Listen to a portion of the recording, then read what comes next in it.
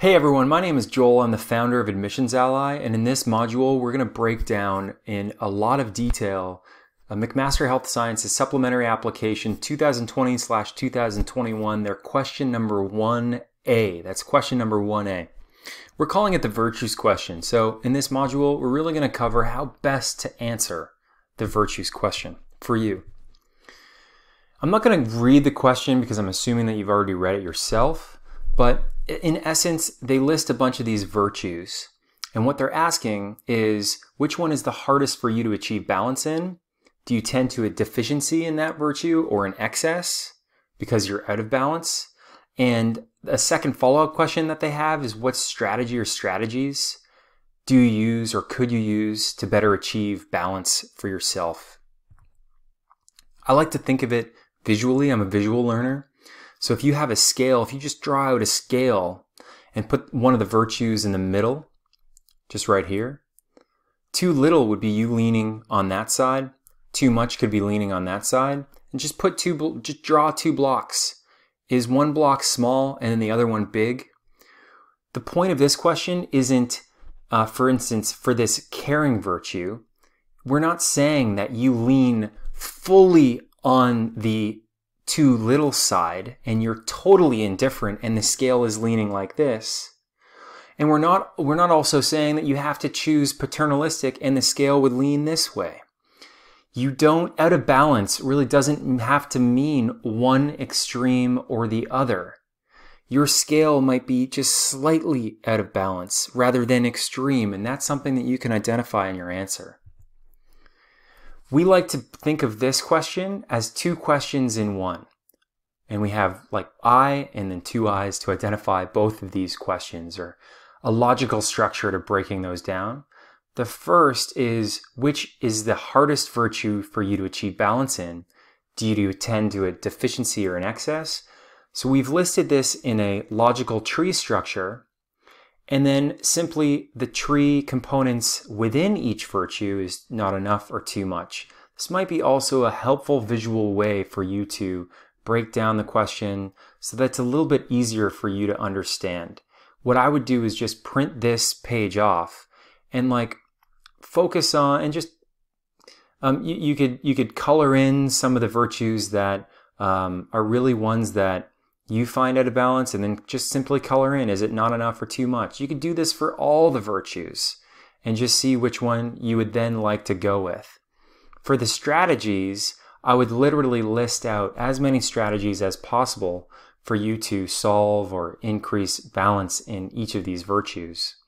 And we'll talk about how to approach that more specifically in this next slide.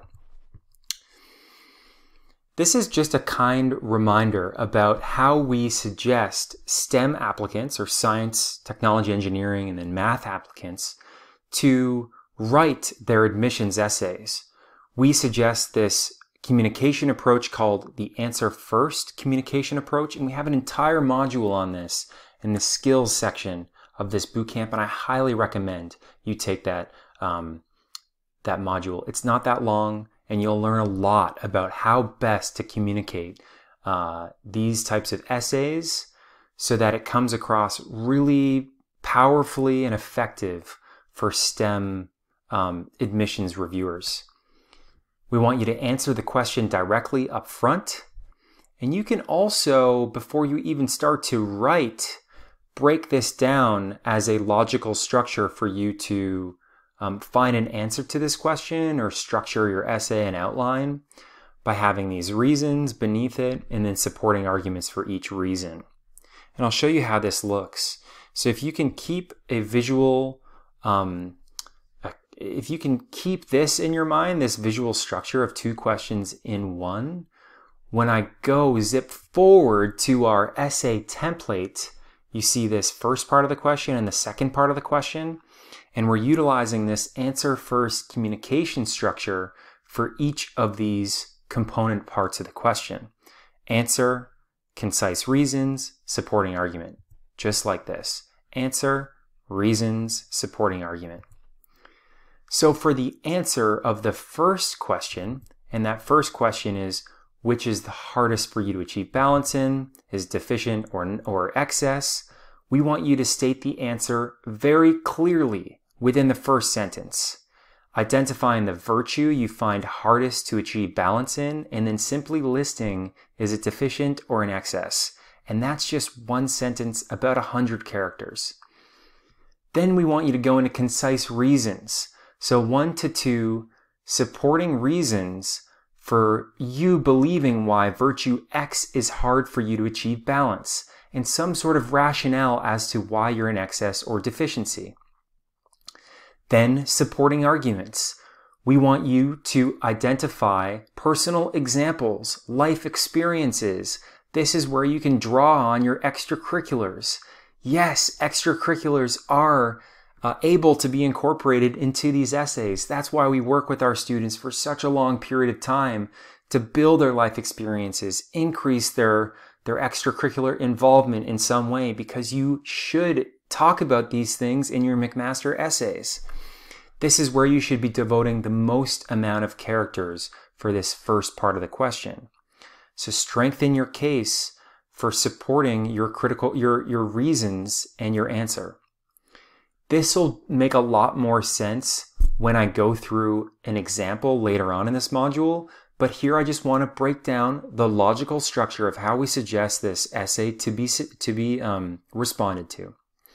In the second part, it's a very similar structure.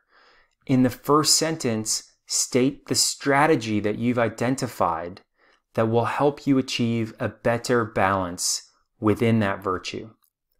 Clarify the rationale then for you believing why this strategy will be effective, and also how it'll make you less deficient or less excessive in that particular characteristic associated with the virtue.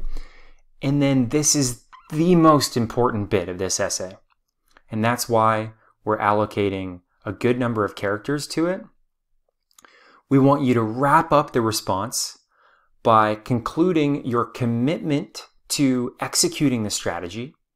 So what the strategy is, how you're actually going to commit to doing it, the value to yourself and others if you achieve balance in this strategy, and any steps you've already taken so far towards executing this strategy. I'm going to say that again. Any steps you've taken so far towards executing that strategy. We want our students to demonstrate initiative, self-drive, leadership, and that's not just leaving this essay saying this is the strategy I should probably do. It's already making inroads on that strategy, and maybe even sharing with the reader, yeah, I've tried this strategy and here's what I've noticed so far, here's what I've observed. Now we're going to go into identifying the virtues for the excessive characteristics and going into definitions, providing synonyms with them. I don't want you to get too wrapped up on the list of deficiencies and excess characteristics themselves and what the words are. However, as we go through these and just provide simple definitions and synonyms, it will help you understand them a little bit more and maybe where you'll sit. Okay, so for caring virtue, paternalistic. This is all about limiting a person or group's liberty or autonomy to basically make decisions for themselves. So if you're a little bit overbearing or maybe find yourself intrusive, then maybe that's you being paternalistic, caring too much about something that you're not giving that person liberty or freedom to do it themselves. The other one for gratitude would be sycophantic, and that's being insincere when you're giving someone flattery for some self-serving reasons or reason. So you're being insincere by schmoozing or almost kind of manipulating someone. So you're giving them a compliment, or for example, for some sort of reason that is self-serving and not totally genuine. For moderation, self-deprivational, so you're self-depriving yourself of something. You're not being immoderate, you're self-depriving. You're choosing to deprive yourself of something. So you're denying yourself from possessing, using, or consuming something that you enjoy or you desire. And maybe that another way to think about that is you're sacrificing something, or you're very prudent about something, whether that's maybe money or food or anything that you pleasure. Adaptability, being compliant, is an excessive characteristic of adaptability, and that's conforming to someone else's requirements beyond what's necessary. So being overly obedient or very agreeable, not really thinking for yourself, just being a yes person. For justice, that's being vengeful or seeking revenge on seemingly deliberate past suffering. So you may have experienced trauma or hurt in the past, and you're seeking revenge on that because you're resentful, or maybe you're bitter about something. Open-mindedness would be over-permissive as an excessive trait, and that's giving people too much freedom to do what they want. Whereas paternalistic would be limiting someone's freedom. This is giving people too much freedom, so you're very lenient or lackadaisical or easygoing. Maybe that's a way that friends have described you. And again, you don't necessarily have to be the traits of this extreme. This is the extreme. You don't have to be vengeful, but do you lean a little bit more on the vengeful side rather than being in the middle in justice? Here's some self-assessment questions that we've posed so that we can help you identify what virtue you might be excessive in. So maybe I am often the one taking control of a group, maybe in an academic situation, and I make decisions on behalf of them. So for group projects, maybe you find yourself really taking control. The second question for you is, do I give compliments to my teachers and always agree with their opinions? If you're saying yes, then just jot that down. I don't deserve to socialize, relax, and enjoy life until I reach a certain goal or outcome. If these statements resonate with you, remind yourself, keep an eye out for which statements really resonate with you. Rules are there for a reason, and I go out of my way to follow them. When I see someone with something I want, I get angry or jealous. I give compliments to my teachers and always agree with their opinions. Oh, I've said this one twice. We forgot to do one for the last one, but anyway, here's the outcome of this. We have, I am often one taking control of the group and making decisions. That's paternalistic. We have this one for sycophantic, self-deprivational. I don't deserve to socialize or relax or enjoy life until I reach a certain goal. And even when I do, maybe I feel guilty about doing that. I follow a lot of rules. I'm very compliant. When I see someone with something I want, I get angry or jealous. And then an example of over-permissive, giving away people too much freedom to do what they want. So maybe you have an issue leading a group and being delegational. So it's the opposite of this. You're really not delegating to a group. You're maybe just giving them too much freedom, maybe too much, no direction so that they can understand what I actually need to do in this group or with this assignment. Here's a refresher of an assessment that we use earlier in a module called Self-Awareness and Emotional Maturity. And this self-assessment can be found at Selfawarestudent.ca. You can bring up your dashboard to refresh on what your outcome was, what the outcome of your assessment looked like. There are 2 assessments within this, and I highly recommend you do this personality test if you haven't already and go through the module yourself. There's an assessment that helps identify your nurtured values, or what motivates you in the world, what you care about. And then there's also one that helps you understand what you're naturally good at, how my brain is naturally wired to see the world and what activities I am naturally best at doing. Within values, we have a couple axes. We have stability at the top, change at the bottom. We have others on this side of the spider chart, and then self-oriented motivations on this side. Within this, we have 6 values that we've identified. So advancer means I'm very motivated by advancement, maybe in my career or getting really strong grades.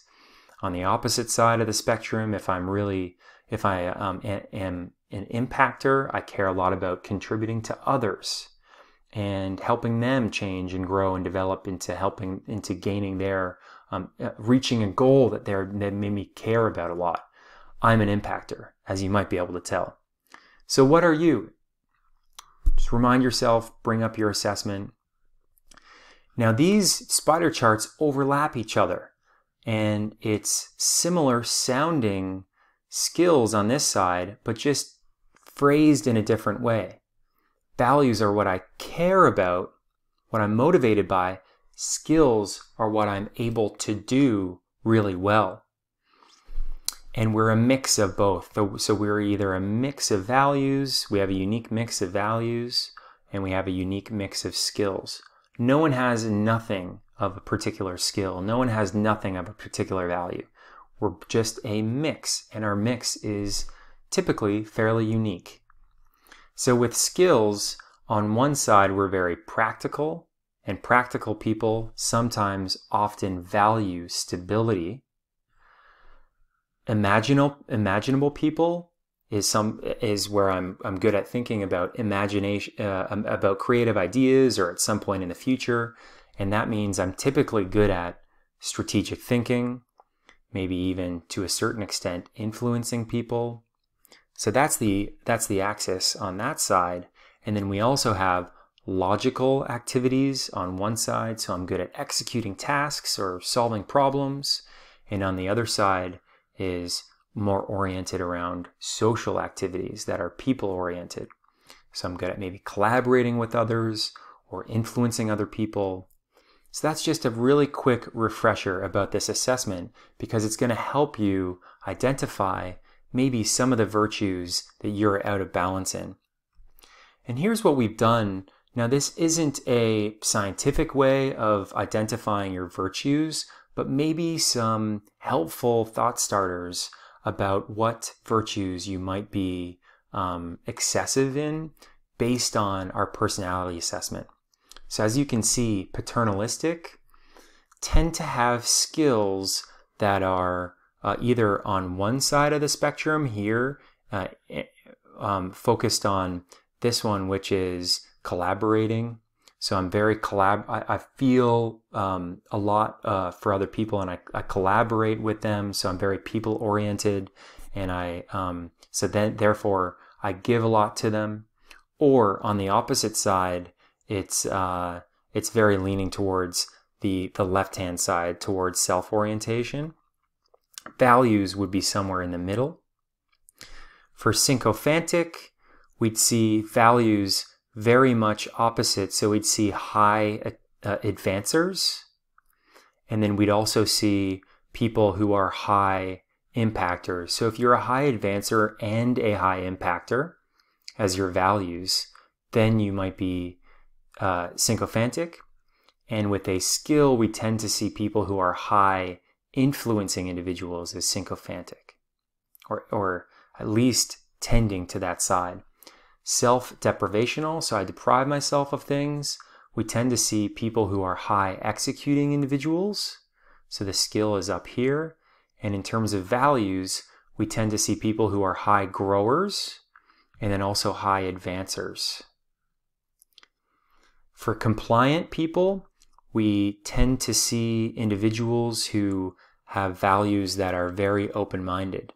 So they are leaning towards the imagination side of things. So for values themselves, it would be high innovators. And then also for skills, you'd be high strategizing. For vengeful, it's kind of similar to sycophantic, high advancers and slightly high impactors here. For over permissive, we see folks who are mostly leaning towards values that are high impactor, high innovator, maybe medium on the grower side. For skills, we see folks who are high collaborating and relatively high communicating individuals. So bring up your maps or take the test if you haven't already, and maybe this will help you further identify your excessive, if you are excessive in a particular virtue. Now let's go to deficient virtues and define them and provide some synonyms to break down what they actually mean. Because some of these words you may have not heard of or used in your everyday life. Indifference you probably have, and that's really just simply lack of interest, concern, or sympathy with typically someone else. Another way of defining that would be disinterested or detached from something. For gratitude, on the deficient side, it would be being entitled. And we hear this a lot being spoken of in the media of millennials and maybe even Gen Zers who are entitled. So this pervasive sense that you deserve more than other people. Maybe you have privilege, you have this feeling of I'm privileged or I'm superior than others. And, this might rub you the wrong way hearing about these things. So I really suggest you be open-minded to this and not be too defensive. Because we're not saying you're privileged or you're superior. We're just saying which one do you lean a little bit towards? Because you're out of balance in one of these, so which one do you lean a little bit towards?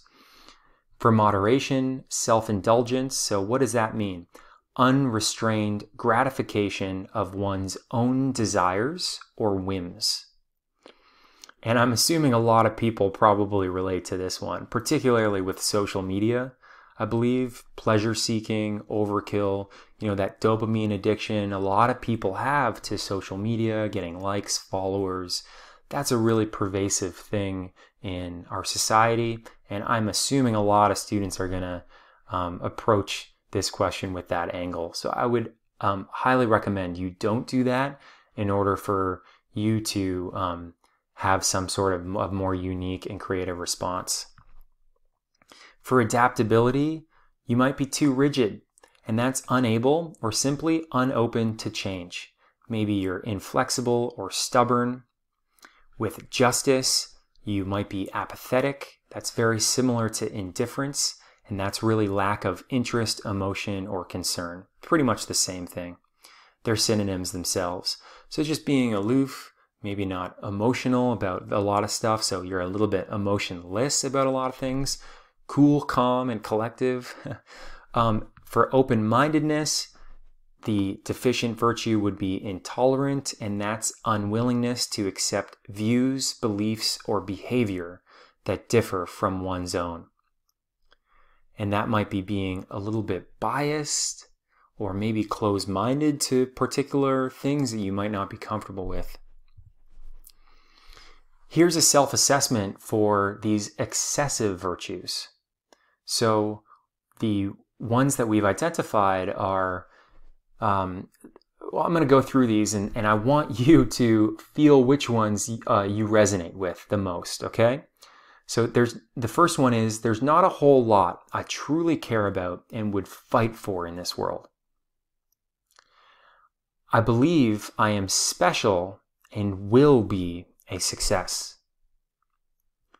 The third, I have poor discipline and find myself binging on pleasurable things. The fourth, when I make up my mind, I'm very hard to convince otherwise. Have you heard that before from your friends maybe, or your parents? The fifth, it's rare that I have a strong viewpoint or opinion on something. The sixth, I think everyone should share the same beliefs and values maybe that I share. So which ones resonated with you? And here's how they map. in the same structure, in the same order that you see that they're listed in. So this is just helping you identify which virtues that you might be best suited towards including in your response. And we've also done them for the self-aware student personality mapping. So with indifference, we see a lot of people who have skills in either, so these are two separate outcomes here. So we either see people who are really high in strategizing, or some people who are really high in communicating. So they're in the middle here, and then their values are just a fairly even split across them. So you won't see people who are indifferent who are over here or over here. That means they'd have a strong opinion on something, particularly with their values. Indifferent people are typically, their strengths or skill lies in here or here, so that's communicating or strategizing, and their values don't really have any extreme. For entitlement, we see people who have skills in high collaborating and high equalizing individuals, and there actually is some scientific research around this that I'll link to and speak to a little bit in subsequent slides here. And with the values, we see folks who are entitled possessing some values of advancer. So folks who are really high advancement oriented, and that's going to be a lot of people who are applying to these top tier programs, and also high growers. If you're self-indulgent, we see individuals who are focused on, who are high collaborating with their skills, and then also values that are high connecting, and then high, this is the value of impacting. For rigidity, we see folks who have values that are really high in equalizer, so they really crave balance, and they're not open to newness or change. They like how things exist, how they are. And same thing with skills in this section up here. So we see just folks who are really high up here. With apathy, similar to indifference, but with apathy, values that simply are not extreme in any one area. And with intolerance, similar to rigidity, we see folks who are on this side of the spider chart up at the top rather than open to change. Typically high advancer individuals as well. We highly recommend whichever one you choose, we highly recommend doing as much research as possible and inquiry into this characteristic. Now here's a paper that I found on entitlement, and they particularly studied entitlement on young people. And here's a couple excerpts from the paper that were really helpful for me when I was doing research on entitlement for the purposes of this essay. So some of the research suggested that entitled beliefs develop when the child is raised in an atmosphere lacking warmth and security, when the mother is not available and responsive to the child's needs. As a result, the child feels disappointment, rejection, and the feelings of abandonment and isolation. And then they defend against these feelings and protect the ego by developing entitled attitudes. And these attitudes serve to buffer the child from underlying feelings of anxiety, rejection, and abandonment. So we're getting deep here. We're really opening you up to a self-inquiry that you may have not done before. But this is really helpful for building self-awareness and also maturity. So perhaps entitlement might not be the virtue that you've identified, but I'm just showing this as a reason for the level of self-inquiry and research that I'm really expecting my students to do, and applicants that have a high likelihood of getting into this program will be doing. Now also, based on this paper, some of the research that was conducted suggested that entitlement and some narcissistic attitudes were caused by pampering or excessive affection. And this is basically when so a parent pampers a child, and the child learns to develop this tendency of not giving to others because they've been so used to just receiving all the time. And then this psychologist also argued that because pampered children expect their needs to be satisfied by others, they don't really learn to become self-reliant or self-confident, and sometimes lack empathy or altruistic impulses. So you might need to really open yourself up to inquiry and not be defensive about some things that you might possess of these virtues and characteristics, and look into environmental factors, family influences, parental influences, friend influences. Look into your story and see major experiences that have impacted you in your life. And here's what we've seen, a theme. So I spoke to a psychotherapist, or in other words, a counselor who specializes in young people. And I got her viewpoint on this question, and she said there is a theme on the deficiency side. The theme is that if you are deficient in something, typically there is some sort of a superiority complex, or hiding low self-esteem, or simply a low sense of self. By that I mean you have a low sense of you have low self-awareness, a low sense of who you are. That might not be, again, to the extreme, but maybe it's slightly lower on the sense of self. And she also saw these combinations. So indifference and apathy are pretty much very similar. Entitlement and self-indulgence are somewhat similar, and rigidity and intolerance are somewhat similar. And we listed out these possible causes for you to have some thought starters on.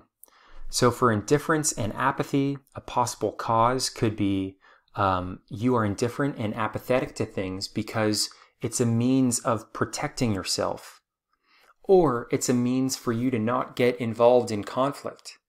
Maybe you have a bad association with conflict in some sense for some reason. And so you being apathetic or you being indifferent on something means you don't get involved. And if you aren't involved and if you don't care, then you can't be hurt, or you can't be exposed to that conflict.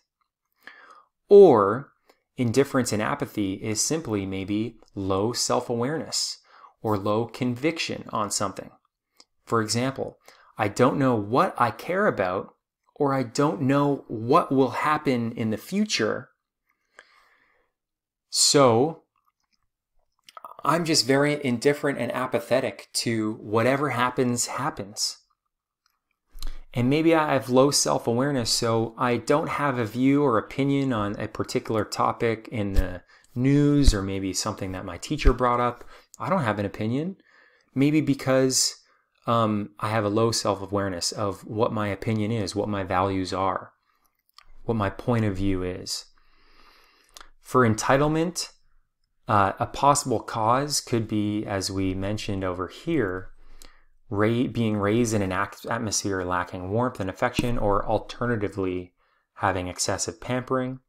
For self-indulgence, there might be some sort of void or wound that you experience in childhood, or maybe a sense of not feeling understood, so that you indulge in something to fill that void, whatever that might be.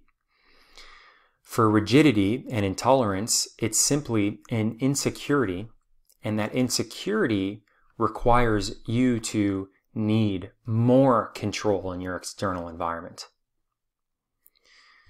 Now, we did the same thing with our psychotherapist that we consulted on for the excessive vices.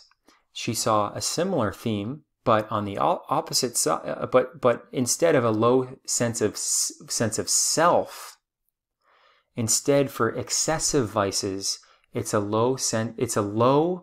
lower tend to be associated with lower self self-worth. So lower confidence, or if you were to evaluate yourself on a scale of 1 to 10, lower self-worth would be evaluating it lower. What I tend to find with students is they aren't too honest about this, about their about a sense of about their self-worth. Even if they do have low self-worth or self-esteem, being honest with it will really help you with this question. So for paternalistic, a possible cause could be being maternalistic or being like overbearing could be that you held that role growing up, maybe with your own parent or maybe with siblings, maybe that with friends. You cared for others because they couldn't care for themselves. And then you tend to that habit tends to appear in other aspects of your life as well, because you just got used to that. Being vengeful, maybe you were hurt in the past some way, and maybe now you perceive others exploiting you or trying to hurt you in some way or take things from you, and that's why you are vengeful. That's why you are protective of that. Sycophantic, maybe you have a need to be liked or don't deserve to get things. So I can't get things on my own by my own strength or my own accord. So I need to be, just looking at sycophantic, I need to be I need to flatter or schmooze or try to manipulate in some way because I can't get it on my own accord or with my own skill set. Or maybe you do so many other things that are unrecognized. Maybe you give so much appreciation for others and you don't get that back. So you do so much that is unrecognized. So you're just doing more and more and more and more, hoping for someone to recognize, oh, thank you so much for what you did. But it's kind of a never-ending cycle there. For self-deprivation, it's low self-worth or maybe lacking praise growing up. So you self-deprive yourself of something because maybe you lacked praise or appreciation or acknowledgement or approval from someone or something, whether that's in your family, whether that is in your social group. And then simply a low sense of self-worth or low self-worth for compliance and being over permissive. So that's just what the psychotherapist had mentioned as possible causes that you can really explore, because this is nearly impossible to do on your own if you don't have these types of prompts. Now, it's not just personality factors or social factors like parents or family or friends that have influenced this. It's also other environmental influences that happen in our society and culture. So for instance, Instagram has really really driven a lot of people to be entitled and privileged because they lack empathy and aren't able to see Instagram. And not only that, but other social media applications. If you're able to comment on something, you're not able to see how that person reacted to that comment. Maybe it's a negative comment. If you don't see how they reacted to that negative comment, that builds a lack of empathy. So that's just one example of an environmental influence that has contributed to maybe one of these virtues being out of balance. So some questions for you to ask is, where do I spend my time? Do I spend my time on particular applications on my phone? Do I spend my time, alone reading? Do I spend my time maybe working out a lot? And that could be a self-indulgence itself. So where do you spend your time? And what habits have you embedded in your life? Notice what habits that you do on a reoccurring basis throughout your day. And if it's hard for you, if you're just too close, ask your friend, ask your family, what do you recognize in me? What messages are being pushed by the media? This is also something that might be influencing of virtue being out of whack or out of balance. And it's not necessarily always personal or always unique to one person. Maybe the media is portraying a certain thing that, or a certain message that then influences an entire culture and generation to be out of balance in a particular trait. So for instance, something that I experienced growing up was we were given a medal for just finishing any race, and that was really like something that really started as a media message. Why are kids not being awarded things for just participating or just finishing something? And so then it went way too far on the extreme, whereby we would expect things for conducting a very low amount of effort. And so that actually started by a message being pushed by the media.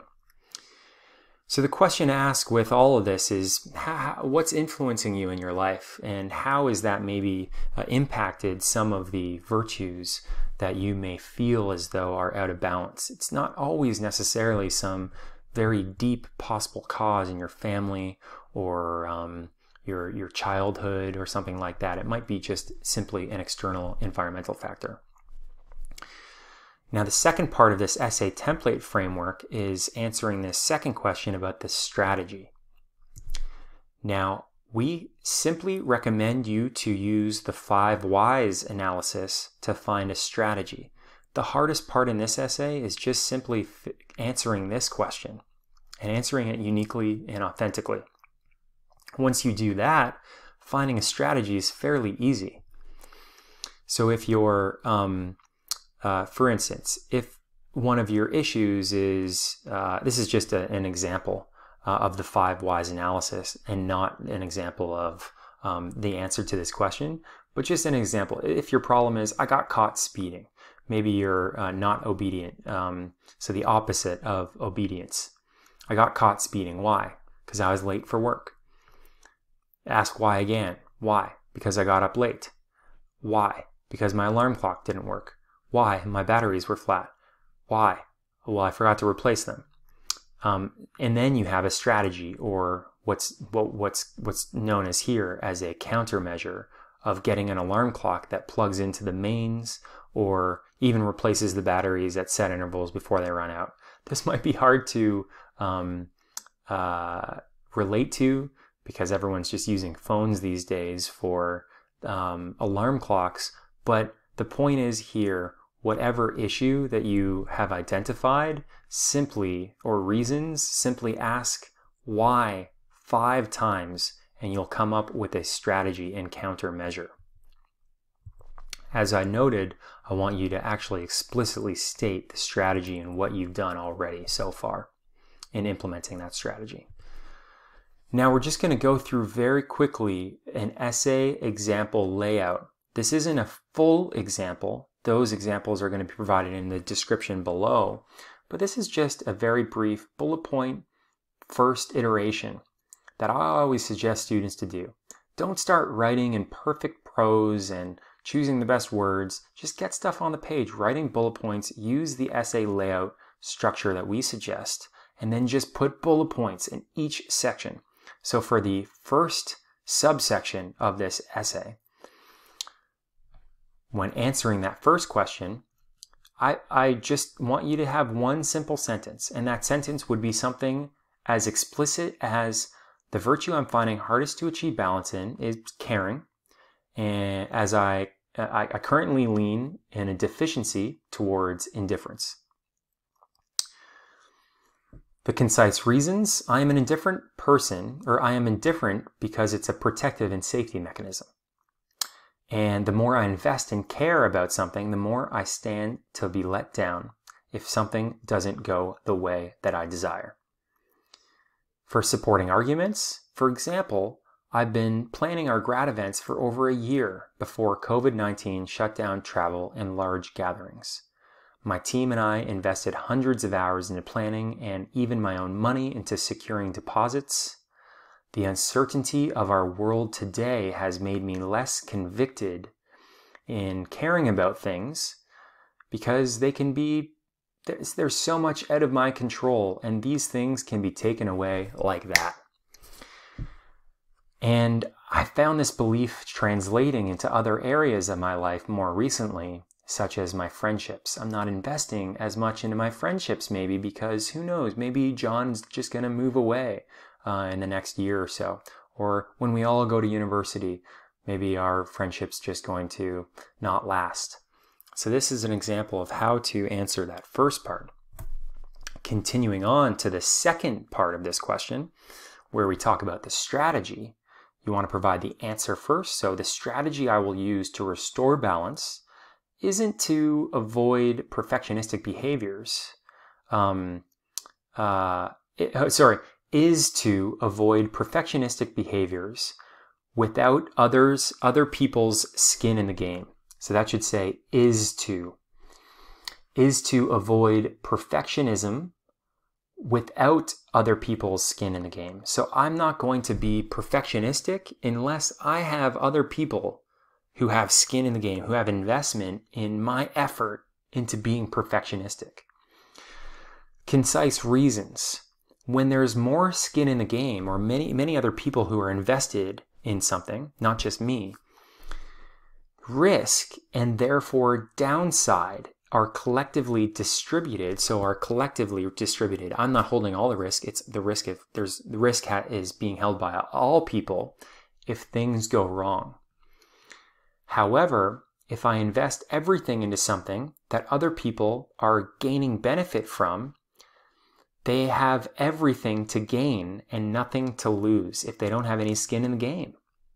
So for example, I booked all the biggest venues and the trips with the best operators for these grad trips because I was determined for our grad events to be perfect. So that's my perfectionism. But going forward, I've already adopted this strategy that I mentioned here, so that I can make up of some of the losses that I've already had an experience this year of losing security deposits and things like that. And the thing that I did to do that was I built this, I'm pre-selling this prom in a box package.